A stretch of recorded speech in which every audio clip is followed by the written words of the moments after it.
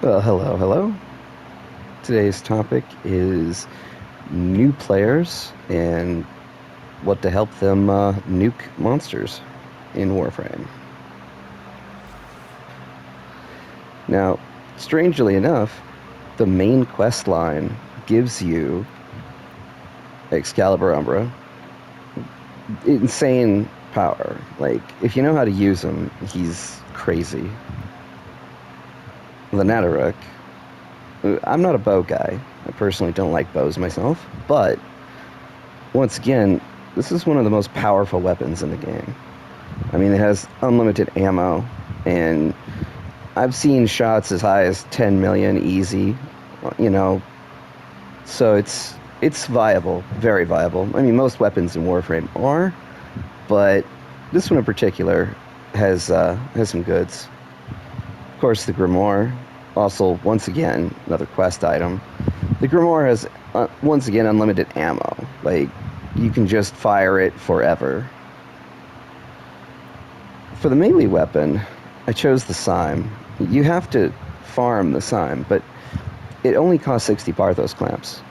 So it's relatively fast to get, and it does exactly what the Exalted Blade that Excalibur comes with does. It shoots a shockwave. So, like, for example,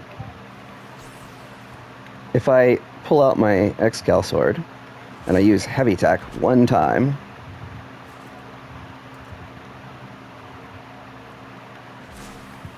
you see the blade.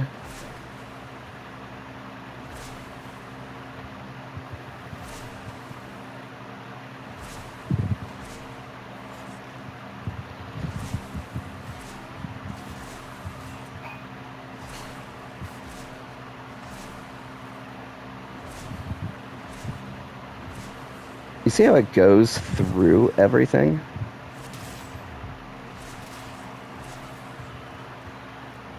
I mean, I could literally just hit them right through this pillar.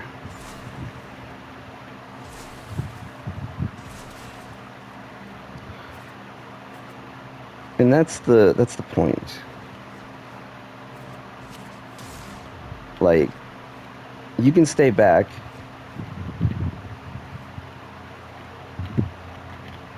and absolutely nuke everything from a distance without ever getting hit. Now, the Sime does something very similar, not identical.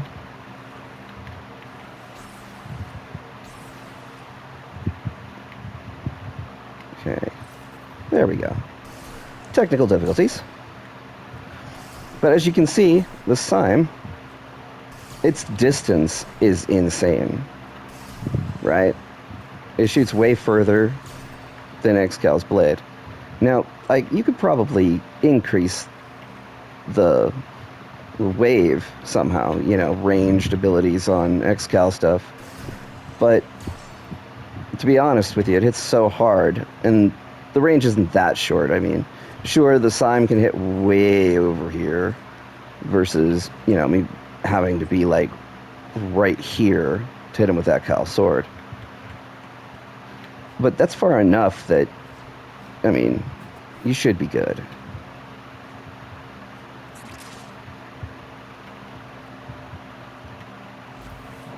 Now, builds for these are actually pretty simple. Excal himself comes with, all three of these mods with the polarities already set. So all you really need to do is add a little bit of power and chromatic blade. That right there is the magic of Excal's sword. It hits really hard. And then for survivability, I'm using one of the new arcanes. Basically, as long as you have more than 500 hit points, you can't be one-shotted. Now, I don't have a lot of health, but with the Arcane Blessing, it's a thing you can stack. Get up to 2,000, 3,000, something like that. Now,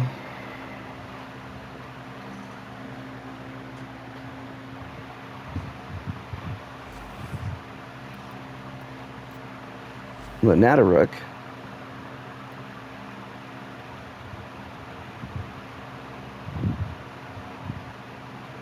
This is actually one of those things where you don't need a ribbon. You don't.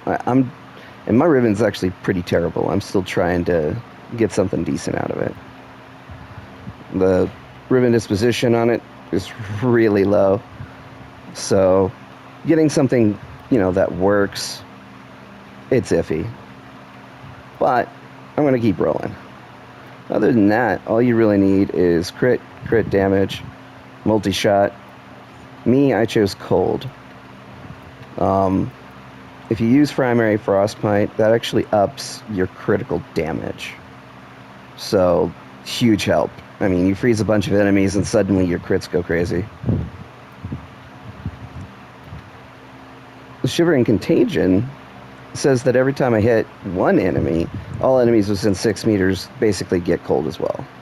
So, radial attack, when you're power attacking on the Sime, it does an AoE. So you hit 5 enemies, and all 5 enemies that you're hitting, guaranteed, as long as one of them got a status, as long as they all got a status, all the status multiplies, and they all have 5 stacks in one shot. So if you hit 20 or 30 enemies in a single shot, they're basically all frozen solid 10 stacks real quick. Plus it ups your crit. So when you freeze everything solid with the Natarook and it can't move, you can focus headshot them really easy. Like, it is no problem at all.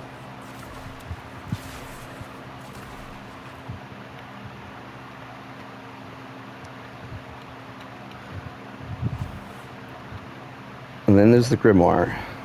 Now I have these you have to do a little farming for.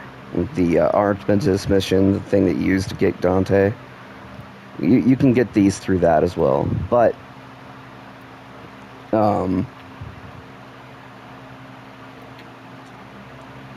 I set mine up straight for just as much speed as I can get. I have a ribbon for it as well. If you don't have the ribbon, just use something different. Anything in particular. Like, you can easily, because this thing automatically has, its own status. So you can easily change out that ribbon for anything. Literally anything. But if you're trying to go for a particular status, one of the ones I recommend, you throw this on there and suddenly, 1 second, wrong one. You could go magnetic, but the best, let's see here, you double your radiation. Let's see. Corrosive. I mean, it has unlimited ammo, and you can pretty good status. I mean, you can always add status to it too, which is what I do. But that corrosive's going to hit everything real quick, and with the radiation, I have unlimited ammo, so I can afford to stand there and shoot at a group of enemies forever. 10 stacks of radiation, maintaining 10 stacks of radiation is nothing. It means all the enemies are going to hit themselves, their buddies, and corrosive will nuke all their armor. And because enemies have level caps, if you have a group of 10,000 enemies that you can't hurt with this, you can't kill them with this weapon. I mean, once they get so high in levels. But they can kill themselves. So the Grimoire, with just that, will nuke everything pretty easy.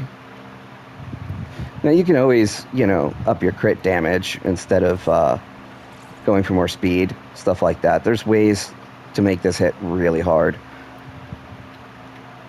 I just really like the speed because it makes everything super, super easy to apply your radiation stacks. Like, I mean, if you shot 10 shots before you can even have to move, everything there is going to be irradiated and have no armor and etc. Instances is how you do that. Like, every shot you shoot has a 46% chance. So the more shots you shoot, obviously, the more chances you have. So for me, I use it as a primer. But it's a primer that can kill everything. Pretty easy.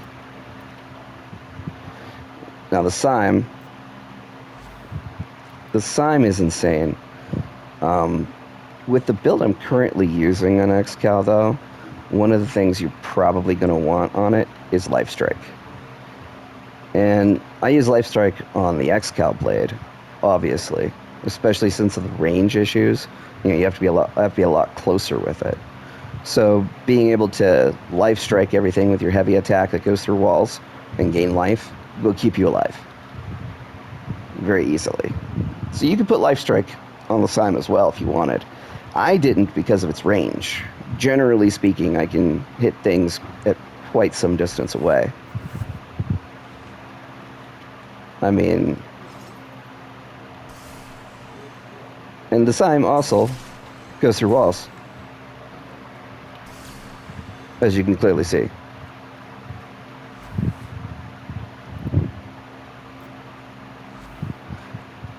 But the build for it and it and XCal's blade is going to be pretty simple.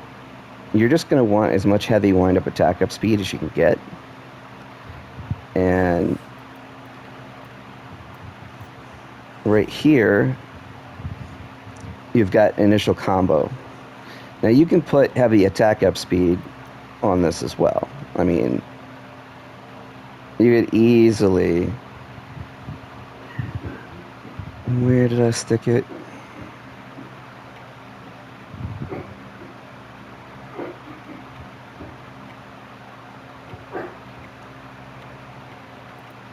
Yeah, heavy momentum will give you another 30% heavy wind-up speed. It's nice. If you get enough of it, and then you get enough attack speed to go with it, you can literally just shoot those blades everywhere around you. Pretty easy. So, other than that, you want the initial combo. That's kind of like the secret sauce. Why should I have to build combo when I can just stand here, have 3 times the damage automatically, and then just heavy attack?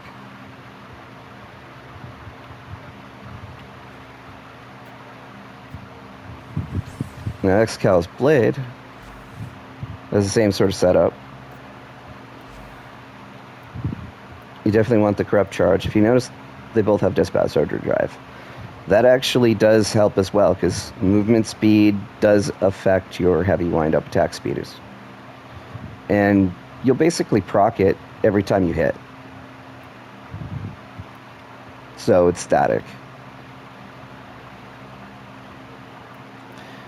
Other than that, it's just damage. You try to up its crit as much as you can, which is pretty easy to do on XCal's blade.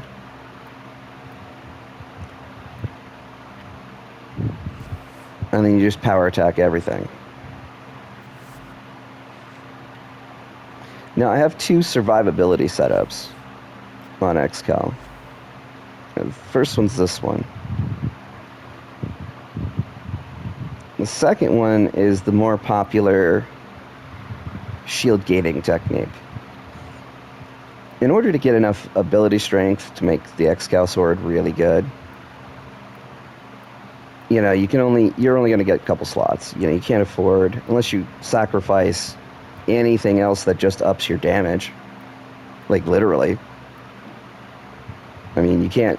This build can't go anywhere else, unfortunately. And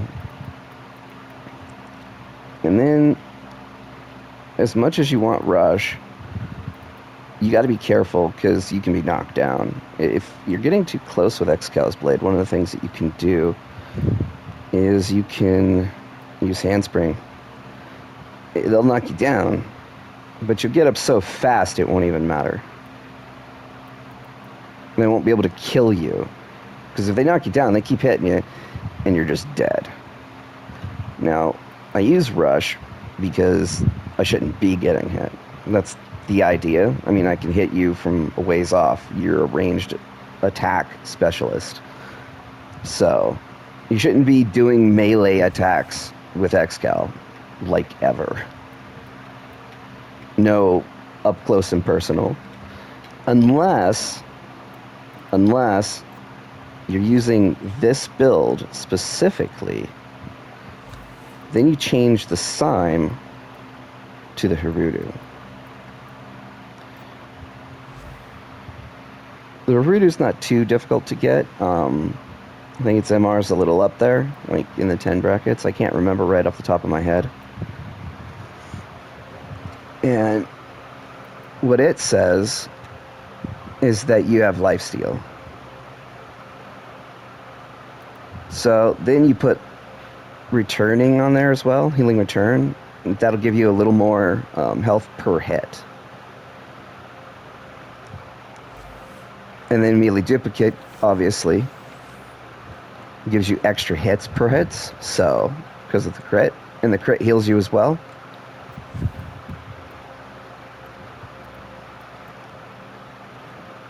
So we have the enemies over here.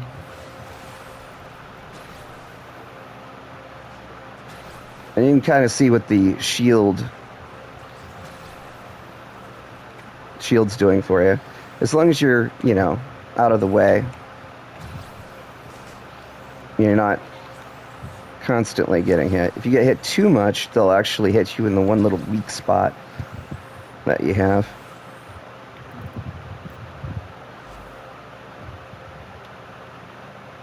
But with this build, you have to keep yourself alive, because they will hit you, and hit you, and hit you, and hit you.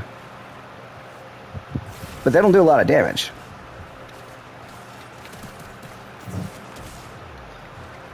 So, with the Harudu, it heals so fast that as long as you're not taking too much damage, as long as they can't hit you in one shot, generally, they can't kill you.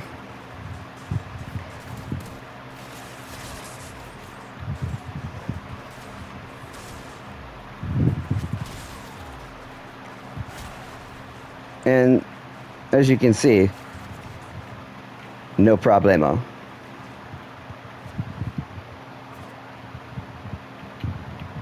I mean, you just get through everything and they can't kill you. Now, with this build, I also did in a subsumable. I changed one ability on Excal. They did them for both, really, but Hideous Resistance makes it to where you can't have status effects. And Arcane Persistence says that if you get a magnetic status effect, it turns off. So any build you use with the Arcane Persistence, you want to have a way to stop status effects, period. Or you're dead. Because there are a lot of enemies that do magnetic. As for this build, for the Catalyst Shields and the Fast Deflection and the Arcane Aegis, I did Omeromi. Basically, every time something goes to hit you, you have a bunch of charms that say each one has a percentile chance of healing you. Now, you can't see them because I have black on my energy. But down there in the bottom, you can see I have 19 of them. Now,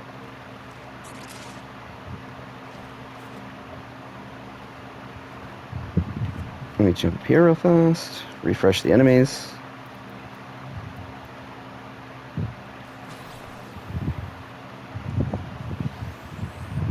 Now you can see right off the rip, there's a window. They can, in fact, kill you in that window. Now, I'm basically just gonna res myself real quick. If it'll let me. There we go. And we're good.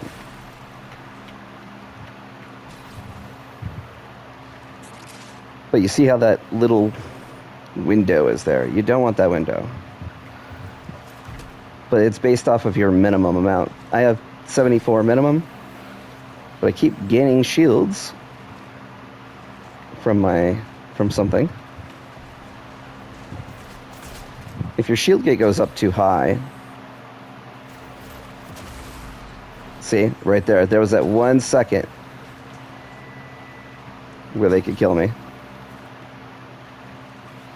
You have to be really, really, really evasive using this. I mean, as long as you're evasive enough, you're fine.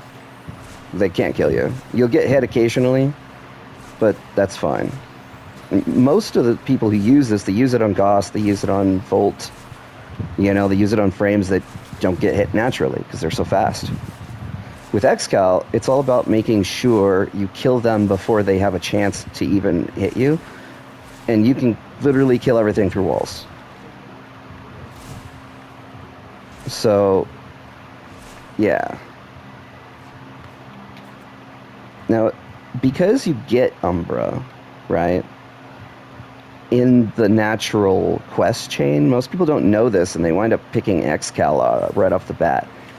Whatever you do, if you're going to start a new game, if you haven't played this game before, or you're going to start a new account, don't start with Excal. Start with Volt. Like, even Mag takes a lot of investment to make good, but so early players play Mag and wind up having a harder time playing the game. So Volt is really solid, like all around, even late game. You know, from early to late game, he's great. Mag's terrible early game. She's great late game. So, other than that, if you're not a Natarek guy like me, there are other options. At MR4, you can get a weapon called the Torrid. It's basically an early game weapon with a late game incarnon. Let me find it. It's gotta be here somewhere. There we go. Now, the Torrid kind of, it just has this nice little, you know, toxin, which pairs really well with primary blight. Just ups your critical damage. You can do, you know, ammo mutation. You're never going to run out of ammo, right, with ammo mutation. But it's an incarnate. You're probably never going to run out of ammo, ever. So if you wanted to use something different on this slot, you could. But I don't. I prefer just making sure that unlimited ammo is unlimited. One of the things you want to make sure you put on here is bladed rounds. You know, I hate on kill mods. I really, really, really do. Because when you get into, you know, higher rank content, level cap stuff, getting a kill is actually a little bit more difficult. So on hit, that means that it's going to work permanently all the time, no matter what. You hit an enemy, it procs. On kill, though, you have to make sure you kill them, and then you have to monopolize on the buff for the time that you have. And as the level creeps up on you, that time will become shorter and shorter. You want to make sure that you absolutely have these two mods on it, no matter what. It's essential. And whatever gives multi-shot, it doesn't have to necessarily be, the Gal mod. Early on in the game at MR4, you're not going to have Gal mods. So if you're talking about an early game build, there's mods like this. Primary chamber, it's pretty, or split chamber, it's pretty early. I mean, you get these kind of mods, just natural drops in the game. And believe it or not, most players have so many of these lying around that if you're just nice to people and you're just like, hey, I don't have a lot of mods, can you get, can anybody hook me up with a mod package? Most people will just give them to you. I mean, if we were to look at how many mods I have of each individual type just kicking around, I mean, you can clearly see Vile Precision I only have one of, right? Vital Sense I've got 11. I mean, I easily give hundreds of these mods away all the time. So don't hesitate to ask people for mods when you need them. Just remember, some of the more, hard to find mods, they may not have an extra of. So,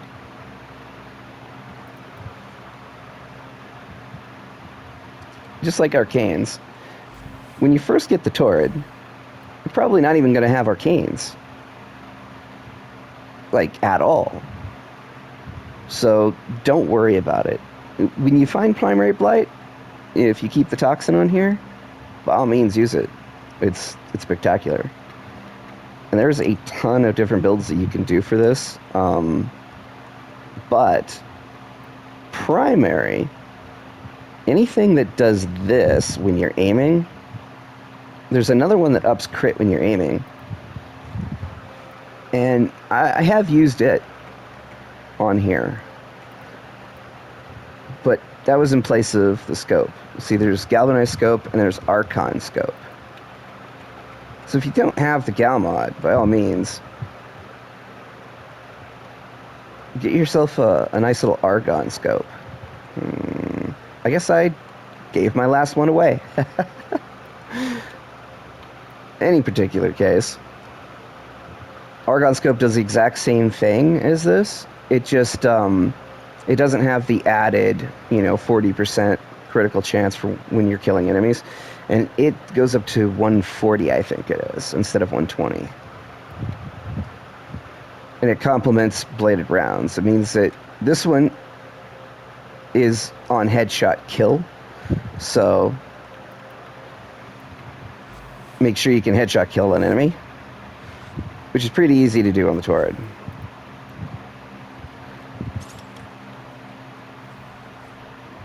So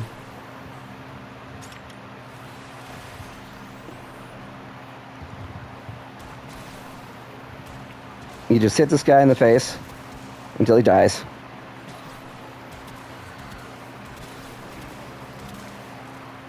And then you flip to your Incarnon and you use this.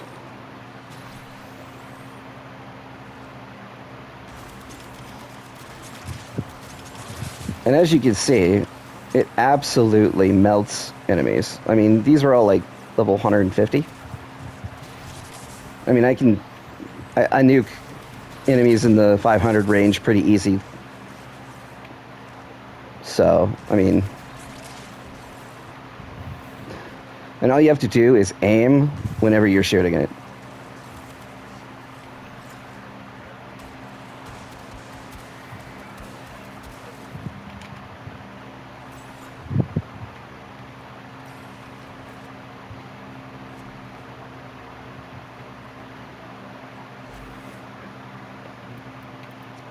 Now, for a sidearm, at MR5, one above the Torrid, you have the Atomos. Let me tell you, this thing is absolutely cracked. It has no upgrade. The Atomos is the base weapon. It has no Prisma. It has no Wraith. It has no Kuva. Nobody, nobody increased this weapon beyond its base capacities. It's just the Atomos. But it has an Incarnon that is absolutely insane. Here, let me move over. There we go.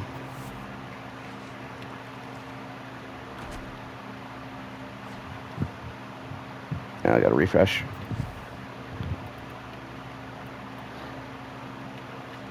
Let's grab an infested battle group, because the Atomos is primarily fire.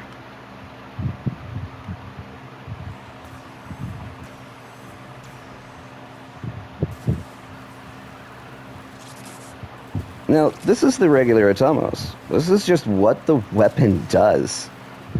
It spreads the enemies when you hit them, automatically. Which is an amazing feature. This is probably one of the early weapons that even had this feature at all. So, of course, I've only been playing this game a year now. Maybe I'm wrong on that. Maybe you older players knew what it was like. But, I mean, that's pretty simple, right?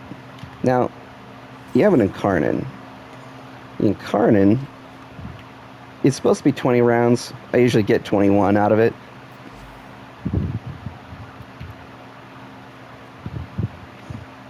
The Incarnon does this. It's basically a rocket launcher. It does a concussive blast and just absolutely nukes everything. And the Incarnon builds pretty fast. Like, you want to hit as many enemies as you can with it, but it spreads to them.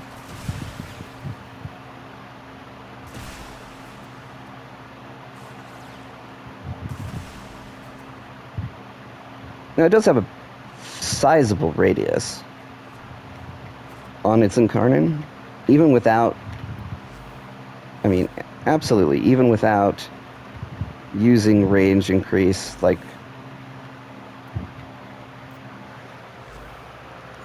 you can use fulmination. You can. I think it's overkill.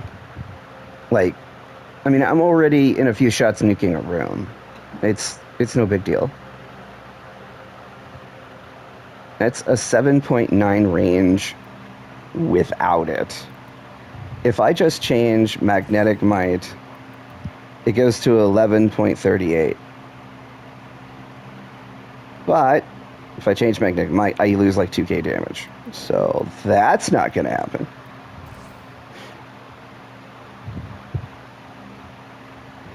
Other than that, it's insane. I have a really good rivet on this. It's not like optimal. Honestly, instead of damage, I'd rather have crit damage, even though the damage is nice. I mean, my critical is 7.5. That's pretty good. And now people rag me for using secondary innervate on top of a high crit chance. Like, because you don't need crit chance with secondary innervate, because it roller coasters. It constantly adds to crit until you break the effect. But most people don't know is you want a baseline crit chance. You want that 100% crit chance with it, because your roller coaster is a lot smaller. In other words, instead of starting out at 0% crit and working up to your crescendo of 200 or 300% crit, it starts at 100%. So when it drops back down, when the secondary innervate says, hey, you got your 6 big hits, and we're going to reset, the starting crit chance is worth it. If you start back at 0, you'll notice that your damage goes to nothing when you hit 0. When it resets, you have to work back up. So it's like a roller coaster. I just want the roller coaster to be small hills instead of big ones. Other than that, if you don't have all these crazy mods that I currently have, once again, you can make do. I mean, there are mods at the lower spectrum that do the same thing. Just find the equivalent, you know, that you can get and throw it on there. And don't worry too much about, you know, like getting the right mod set up. You can mod this thing 100 different ways and it would work all 100 of them. I'm not even joking. This is just what I do. One of the things that I make sure that I always have on it is corrosive and fire. When you do corrosive and heat together, it armor strips. See, this removes 80% and this removes 50%. It's not 100% armor strip, but it's close because it's two different instances of armor stripping. Each one will remove X amount of armor. So, but it's really good. I mean, in order to get that, all you need to do is throw toxic and electricity on it. The heat comes natural, right on the Atomos.